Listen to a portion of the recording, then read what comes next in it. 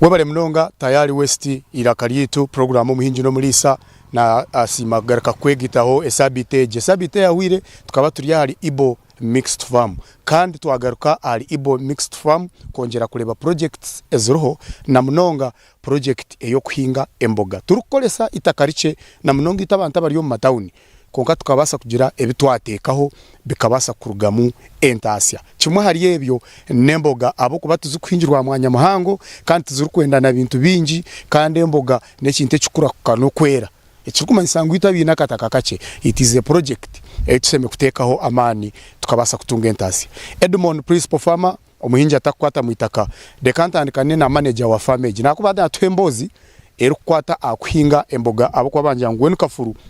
project zemboga manager urukurungi yego sebo ndukurungi nakwakira tayari wese haza nanye nakwakira Ibo Mixed Farm esabite yawire tukaba turiyo mu kuzara so butumba hati eje sabite ninyenda tugamba kuhinga emboga narebo inoho emboga za hari emboga za kikacyaha so emboga twineze bikabyingi twineho dodo twineho spinach twineho sukuma wiki twineho cabbage twineho butunguru twinoho biturutu twinoho nenyanya ebyo nabirya umwanya ugo okukolesa itakarike kuhinga emboga nkeze nchetagisa okukolesa itakarike kuhinga emboga tikikwetagisa na mwanya muhango no bwakuboine kota ana eka no basa kubyara emboga kandi base ku aninga living so for example oguno mwanya oguruho dodo ogutakusiya nangwa kota ningashi ogutakusiya zinka 20 no gutakusiya 20 nakantu kake munonga so omwanya oguruho dodo zimfuteka ngo buri wiki nimba nishoroma dodo ndukuzo mu katari so mpabara kimyeto kujya eminyete eryokwe nimangu atrisi no butoretine mataka mahango ombyaro konka nimbasa kugeraho dad ninga mama mugenti akanyaka kanka ko anyikirize nkwateho nanye anyikirize nkakozese mpinge hemboga umeze twaro mu kataru rwa kabiri ningo rwa katano mbase kufunaho akasenta karabase kunyamba umbintu bitaro mwe na bumwe nangwa na family ataraje so itonka Ibo ntkozese omwanya ogu numuke hafa neka kota ana eka ogugure hemboga gonka tugukozesa kuhinga emboga zitari zimwe na zimwe tugeseza hemenyeto tufuna hemboga tutwara mu katare kandi nito tworaki nito turyaho tuhinga emboga tutandikira har dodo ne bahinga batadodeje so dodeji ntwajye dodo ya kikachi kandi ndebe eka nimpango yona kanerebe kaje buzuma nekirise kiryo mu itaka niwe no basa kwese birise bitari umwe na mwe twine birisa organic twine birisa biri inorganic so konkito kugira ngo it is a farm so itwe tukunda kwesa inorganic twenda kwese binta birya mwanya ngo kwera farm tuba tuyinente so tukakwesa amashagente twagapraying umwitaka ri twa boostinga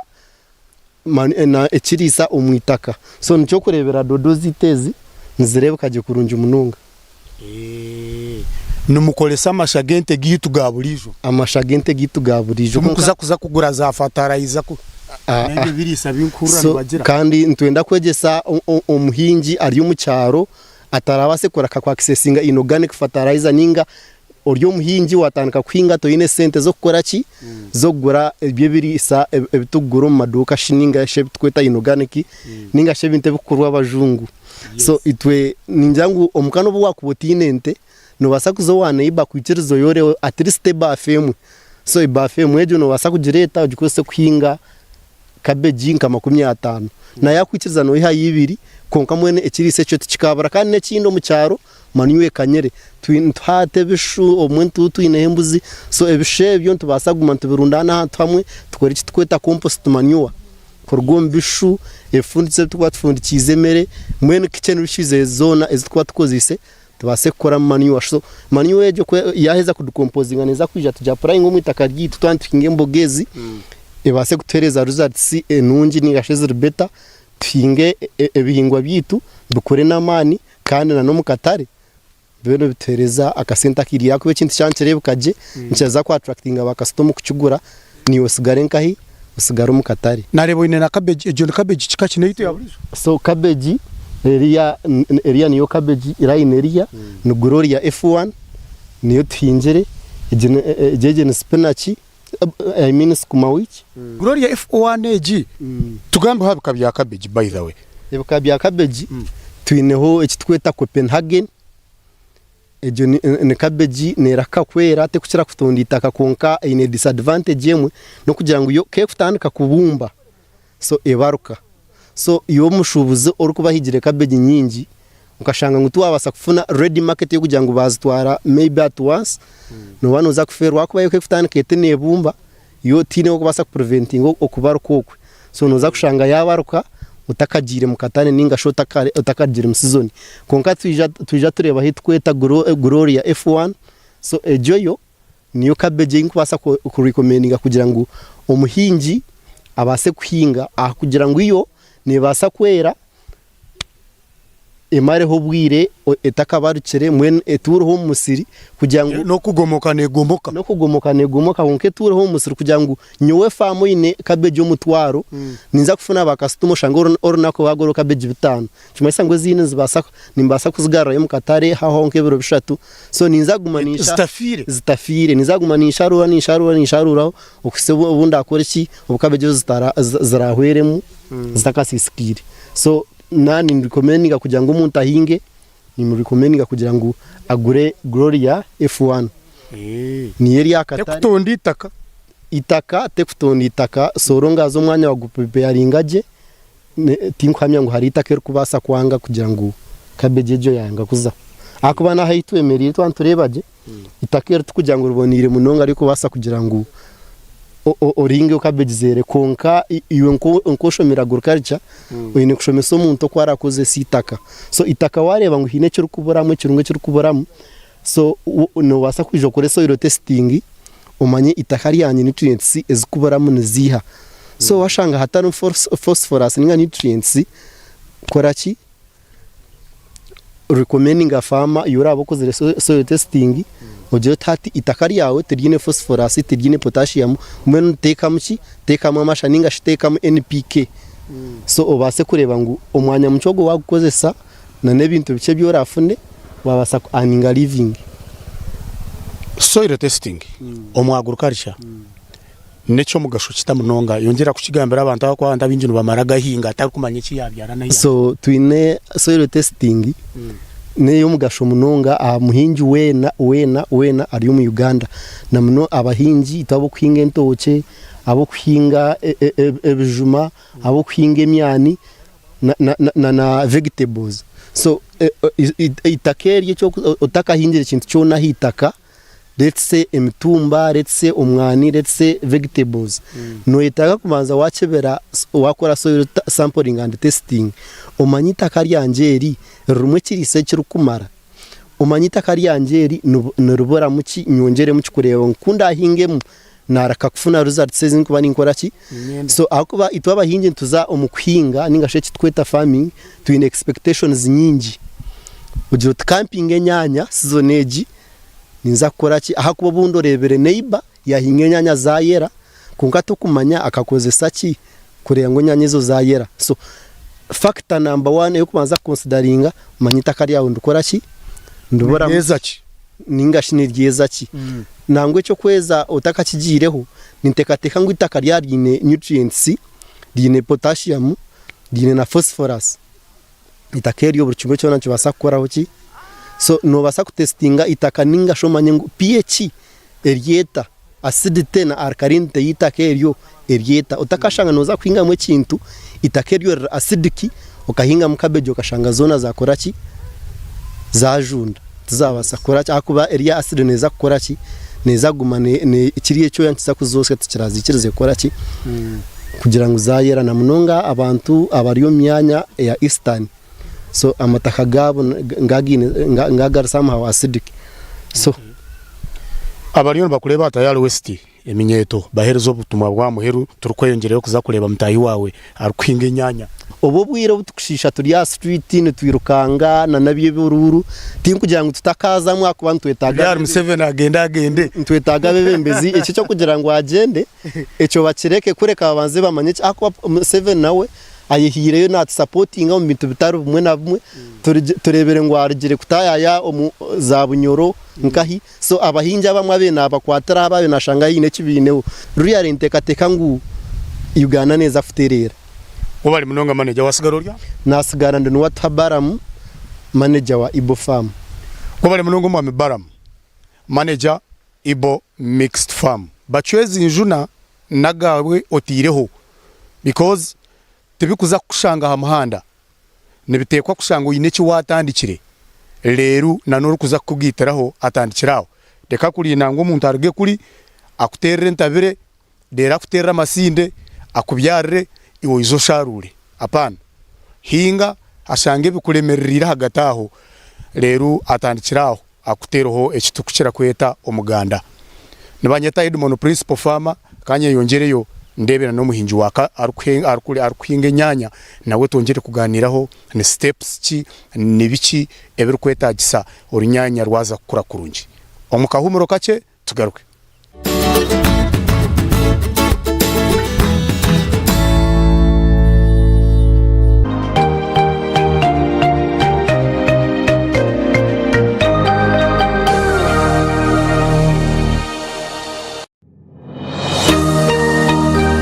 Weekendeji aha Tayari West atwasiyo mwaka turugera mu mbaga ikabaho umwaka gwahwire 2011 cyo kwa gatanu 2024 beno bushwera burukwera n'uburungi ariho ibintu byinge byo kwegeramo kandi noba norebe mwene byekora kandi oranoshika hihe na mwene oshangana na cyacho wagikamuje urugendo rw'ubushwera burukwera harimo ibyo birunge byo kubuganamo mu buganame ebisuruko konga kugira ngo mbuba buryo bushwera burukwera nibika bigenda je karembo so embaga nesa kuba yahwereye miliyoni 20 umukutandika ko no basa kutekateka ngo basa gusitunga miliyoni 20 ankanta kushobera software planning nkagambira wayabira nanka treasurer wanje ndabarsente ragwa account yawe sashura service provider ombegambo bikeno basa kumshobora tanu muntu ki no muntu ahunami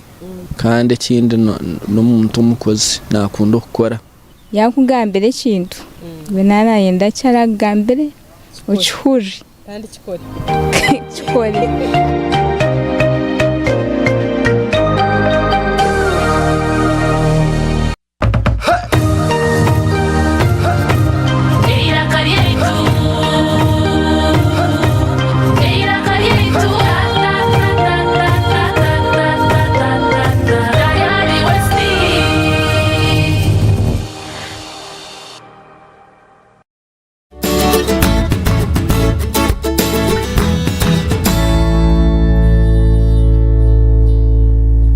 wabale munonga kuruka yo mukahumura ko ukiriyo noreba a program yitu yo muhinji no mulisa nibanyeta Edmond principal farmer inchiri ya farm ya Ibo Mixed Farm kunuya omurwanya mahembe omurwizbwera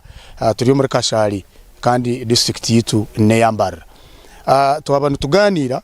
aha kwinga emboga omucweka kitu cyo kubanza mwe twashara mungu mucweka cya kabiri tuyongereyo turebe enyanya abo kubana zo ntuzubara omumboga kandi ntuzubara mbihingwa ebukwera mangu ebukubasa kwinjirwa aha mwanya muce turebe zo enyanyezi nizetagisaki omuntu kiyakubana atandika projectage akabana itaga kutandika ata nyino mwami Amasias kandi yangira ngo ni doctor mukuru Masias wangami ugeja kogera Ruganda buza kwa bakula bakutayari nsanyise bala bakabauliza bafa era balabi bafa abalungi kati unakulwa lero tuzze era tuli mu kulima emboga era nga mukasera kano tugenda kwogera ku nyanya yese mukama wange enyanya nizetagisaki okuzihinga varieties zazo nizo ziha eziri best kuwa kubona taga kutandika project kati enyanya okulima enyanya bintu bitono nyo byewetagisa lwa kuba ensonga eriemu olina okubanga omanyi okitikolesa ddi abantu abasinga bekwasa nyanya mpozi zikola mu kaseera kati oba nedda kyangu nnyo kati nyanya nyingi ziri ku katale entwali twasimba anso kati mu nyanya zino era nga tusimba ennyanya zino kyosooka okukola sooka kuba nasale bed oba okola bed olina ofuna awalungi kisegeeza nti ennyanya bwena onafuna ensigo ennungi neekulanga okuva buto bwayo nga nnungi tekigenda beera kizibu nnyo kugirabirira lwakuba obuzibu tusanga mu balimi baffe abasinga nti womugamba agende agule ennyanya ensigo ennungi siterobeeramuko kabeeyi akawaggulu naye obulungi bwazo era obulabira mu makungula lwaki ngamba ekyo nga sinayogenda ku nnyaanya zennyini nkyali ku nsigo nti oyinza okugula ensigo y'ennyaanya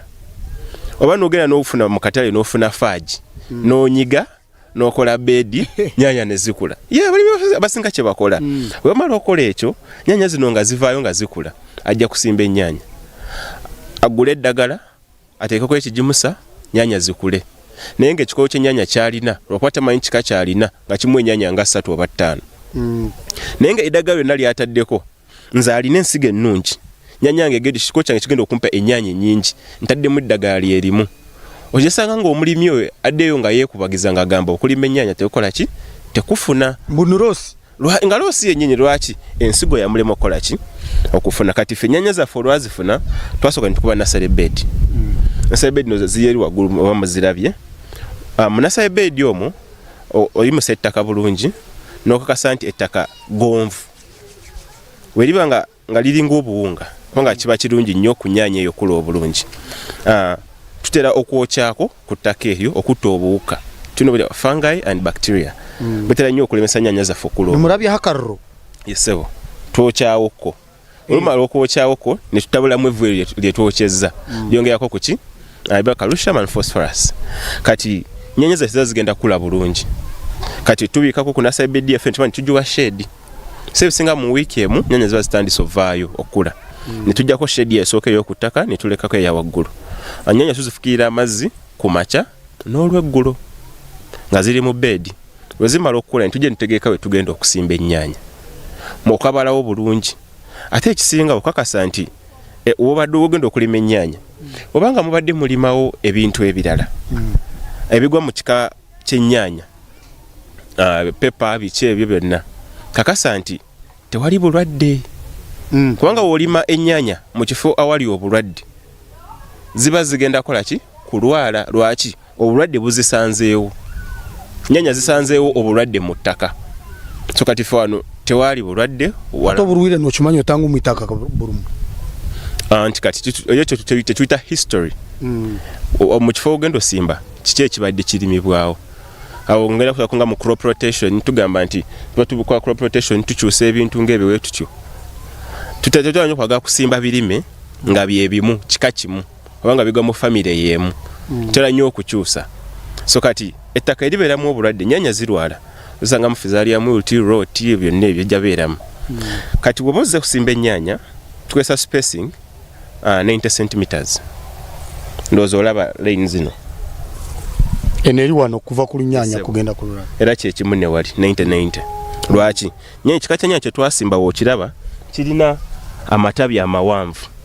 ogalaba gano yes kati amatabi gano mawanvu otunya lino kati woteekawo spacing ennungi mu nnyaanya zino tewagenda beerawo competition for light ono afuna ekitangaala ekimumala n'oli afuna ekitangaala ekimumala ekirala bw'ozitunuulira naye zinaaba nga zibala naye oba nga zirwadde obulwadde bulwawo okutambula okutuuka kweno kubanga tewali collusion eyo tezeyinyize nti obulwadde bugenda tambula okuva kweri budde kweri eryo ebbanga lyerimu tumanyi olwalwala nabaaro chances nche kutuuro kati nze mbanga ndi mukumanaginga nga ndi mukulabira ennyaanya zino nga ndi mukuzifukira nga ndi mukuzirambula wendaba nti eno ndwadde wenagijjirawo kisobola okunyambako okubanga ndibadde tenalwala kati awo ekyo ebimu ku birungi kola ki mukuziwa spacing okuziwa amabanga amalungi ekyokubiri ennyaanya zino emba nziteekako ebigimusa nga zirya buli nnyaanya eba n'ekigimusa ekigimala ngeri tegiriddeeko buli nnyaanya n'olulya lwonka taaliwo buli nnyaanya eba erya yokka emmere kati buli nnyaanya eba erya yokka kitegeeza nti ennyaanya ejja kubeera n'obusobozi obuli ekigimala okuteekako ennyaanya nga bw'erina okubeera mu bunene bwayo kiraba ekyo so kati nnyaanya zaffe eziba zikuze yetuuka ekiseera nga kati nga zino stage eziriko ziba nezeetaaga mibazi kyoku nga tetulagenda mu ddagala endabiira yaazo kati olaba ennyaanya ng'eri tusooka olindeko tugendewo tulabe soko je wano tulabe aha eno kati nyanya ngeno ebiseera ebisinga